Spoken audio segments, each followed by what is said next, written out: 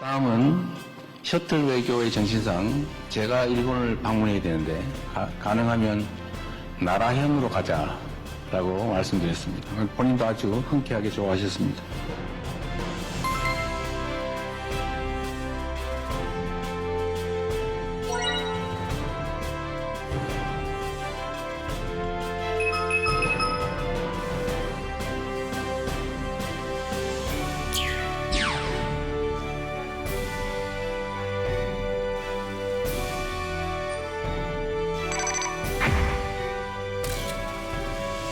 네, 지난주는 중국이고 오늘은 일본입니다. 다카이치 총리의 고향이기도 한 나라현에서 정상회담이 열리게 되는데 다카이치 총리의 고향 그리고 안방으로 초대됐다 이렇게 보면 될까요? 예, 사실 이 정상회담의 패턴이 지금 많이 바뀌고 있다는 느낌이 듭니다. 네. 사실 이제 이재명 대통령이 이 외교 그러니까 기존과 다른 그런 이 외교의 어떤 틀을 만들고 있다. 저는 이렇게 생각을 합니다. 사실 그 정상회담이 많이 이루어지지만 대부분은 그 나라의 수도에서 이루어지는 경우가 많고 네. 또 상당히 어떻게 보면 정형화된 그 틀 내에서 정상회담이 이루어지다 보니까 정상 간의 그 친목이라든지 또는 유대감을 깊게 만드는 데는 한계가 있거든요.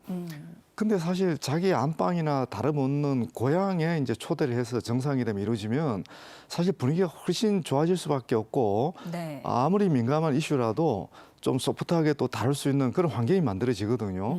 하여튼 그런 맥락에서 이 나라현에서 처음으로 한일 정상회담이 열린다는 것은 이른바 이 셔틀 외교의 내실화를 기하는데 상당한 기여를 할 것 같다 이런 판단을 합니다. 네, 장소부터가 어떻게 보면 정치적인 의미가 또 담겨 있는 것 같기도 하고요. 이재명 대통령의 이번 방일은 1박 2일 일정입니다. 총 5차례 정상 간의 만남이 이어지는데요. 일정 함께 보겠습니다. 네, 이재명 대통령의 이번 일본 방문 첫날인 오늘 오후에는 한일 정상의 단독 회담에 이어서 확대 회담을 가지고 이후 공동 언론 발표가 예정되어 있습니다. 1대1 환담도 예정되어 있습니다. 내일은 호류지를 시찰하며 친교 행사를 통해서 한 차례 더 대화 시간을 가질 것으로 보입니다. 네, 1박 2일의 정상 간의 만남이 총 5번입니다. 굉장히 숨가쁘게 시간표가 돌아가는 것 같은데 양국 모두 기대감이 큰 것 같아요. 예, 그만큼 이 한일 정상회담에서 논의할 의제가 또 많은 것 같고요. 그 앞서 얘기를 했지만 이제 어떻게 보면 이제 그 한일 간의 셔틀 외교가 이제 본격화되는 이 정상회담이라고 일단 봐야 되고, 그러니까 기존에는 서로 간에 뭐 오해라 그럴까 약간 불편한 감정들을 서로 살펴보면서 조금 이렇게 그 분위기를 탐색하는 단계였다면 지금은 이제 본격적인 현안을 논의하는 단계 같아요. 더군다나 지금 동북아에 상당한 이제 질서 변화가 이루어지고 있죠. 그게 이제 대부분 어떻게 보면 이제 미국과 중국 간의 그 격렬한 어떤 패권 전쟁 그 와중에서 이제 동북아의 질서가 많이 바뀌는데 또 최근에는 일본하고 중국 간의 긴장도도 상당히 높아졌잖아요, 그죠? 네. 이제 그런 맥락에서 한일 간에 좀 더 한일 정상 간에 좀 더 깊숙하게 논의될 사항들이 많아진 것 같다. 이제 그러다 보니까 이제 5번이나 만나는데 아마 이 정도 정상 간에 만나면 뭐 개인적인 얘기도 하겠지만은 솔직한 얘기들을 굉장히 많이 할 거라고 봐요. 네. 이제 그러면서 기존의 한일 간의 그 어떤 차이점들, 현안 차이점들 이런 것들이 좁혀지는 중요한 계기가 될 수도 있겠다. 이런 기대감을 저도 갖고 있습니다. 네, 다카이치 총리도 어제부터 미리 나라현에 도착을 해서 정상회담 준비했다라고 하고요. 내일 친교 행사가 이뤄지는 곳은 호류지라는 곳입니다. 어떤 곳입니까? 이게 이제 우리로 그 우리말로 표현하면 이제 법융사, 그러니까 한자지만은 법융사인데 네.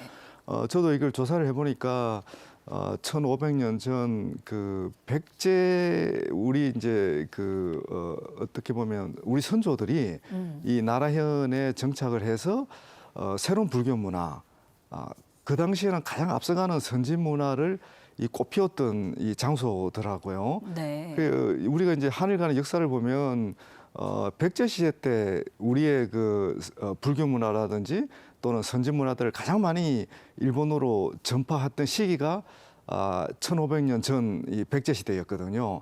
그 중심지가 이 나라현이기 때문에 이 나라현은 한일 역사 어떤 교류의 시원이라고도 우리가 규정할 수 있을 만큼 아주 역사적 깊이가 있고, 그리고 이제 중요한 것은 지금 한일 간의 정상이 뭘 지향하느냐를 보여준다고 저는 봅니다. 네. 그러니까 한일 간의 교류 협력의 역사를 이제 정상들이 함께 이렇게 되짚어 봄으로써 좀 더 미래지향적인 또 새로운 교류 협력의 역사를 쓰자, 뭐 이런 각오를 다지는 기회로 삼을 것 같습니다. 그래서 이 법룡사에 가면 뭐 우리 그 백조, 그러니까 그 백제 시대 가장 오래된 건축물들도 볼 수가 있고, 네. 또 일본인들도 굉장히 그 존경하는, 그 존경할 수밖에 없는 그런 예술 문화들이 거기 있다고 하더라고요.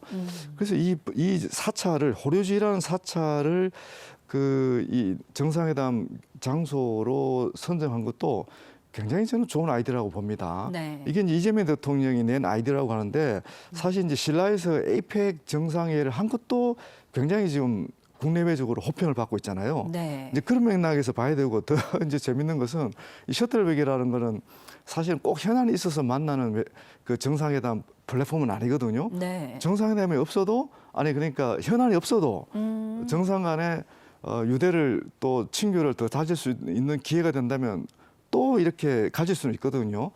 그래서 이제 다음 장소는 그 안동에 할 가능성이 있다.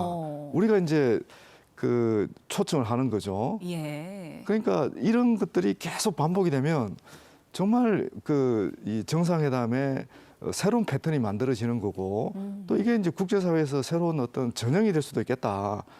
이런 평가도 합니다. 네, 정말 이런 장소까지도 다양한 외교적인 메시지를 담고 있다 하는 생각이 듭니다. 네, 이번에도 정상회담 전에 현지 공영방송과 인터뷰를 했는데요. 어떤 메시지가 나왔습니까? 오늘 어제도 하고 아마 오늘도 산케이신문에서 NHK도 나오고 산케이 인터뷰한 내용도 지금 나왔는데요. 네. 기본적으로 일본에서도 상당한 기대감을 가지고 있는 것 같고, 무엇보다도 이제 미국이 신고립주의를 향해 가는 것에 대한 약간의 우려들.